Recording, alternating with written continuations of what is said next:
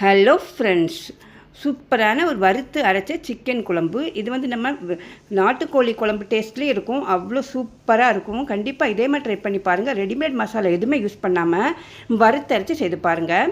கடாயில் ஃபஸ்ட்டு எண்ணெய் ஊற்றிக்கோங்க. அதில் கரம் மசாலா போட்டு தாளிச்சிருக்கிறேன்.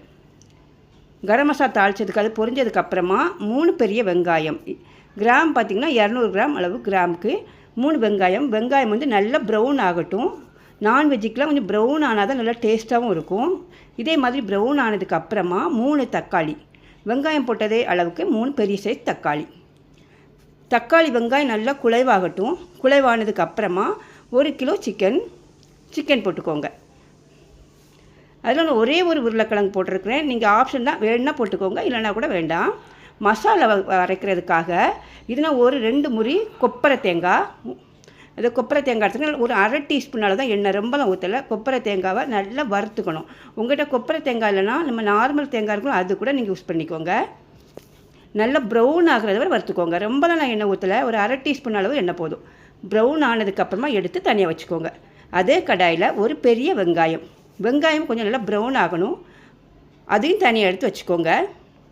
அப்புறமா அதே கடாயில் இஞ்சி பூண்டு 25 கிராம் அளவு இஞ்சி பூண்டு, அதையும் பொடிசாக கட் பண்ணி அதையும் வறுத்துக்கோங்க. அதோடு சேர்த்து வர மல்லி 3 டேபிள் ஸ்பூன் மல்லி.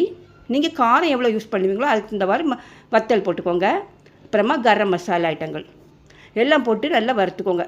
ஏன்னா வெங்காயம் தேங்காய் தனியாக வறுக்கிறப்போ இதெல்லாம் கரிஞ்சு போகாது. தனித்தனியாக வறுத்து பாருங்கள், கரிஞ்சு போகாது. அப்புறம் 1 டேபிள் ஸ்பூன் வெள்ளை எள்ளு, இதெல்லாம் போட்டு நல்லா வறுத்து எல்லாம் மசாலாவாக இதை மாதிரி எடுத்து வச்சுக்கோங்க. நல்லா ஆறுனதுக்கப்புறமா நல்லா பேஸ்ட்டாக நல்லா அரைச்சி வச்சுக்கோங்க. அரைச்ச மசாலாவை வேக வச்சுருக்கிற சிக்கன் அதில் போட்டு நல்லா மிக்ஸ் பண்ணிக்கோங்க. தேவையான அளவு தண்ணி ஊற்றி உப்பு மஞ்சள் பொடி பார்த்து போட்டுக்கோங்க. உப்பு தேவையான அளவு உப்பு பார்த்து போட்டுக்கோங்க. பெரிய ப்ராசஸ்லாம் நினைக்காதீங்க. நம்ம டேஸ்ட்டாகவும் ஹெல்த்தியாகவும் சாப்பிட்னா இதே மாதிரி கண்டிப்பாக பிடிச்சவங்களுக்கு செய்து கொடுங்க, அவ்வளோ விரும்பி சாப்பிடுவாங்க. நம்ம வீட்டிலே மசாலா வறுத்து அரைச்சி பண்ணுறப்போ அதுக்குன்னு அருமையான ஒரு டேஸ்ட்டில் இருக்கும். நம்ம எதுவுமே ரெடிமேட் மசாலா இல்லாமல் இதே மாதிரி ட்ரை பண்ணி பாருங்கள். கடைசியாக ஒரு தாளிப்பு கடுகு போட்டு அது கொஞ்சம் வெங்காயம் கருவேப்பிலை தாளித்து போட்டு பாருங்கள், வேறு லெவல் டேஸ்ட்டாக இருக்கும்.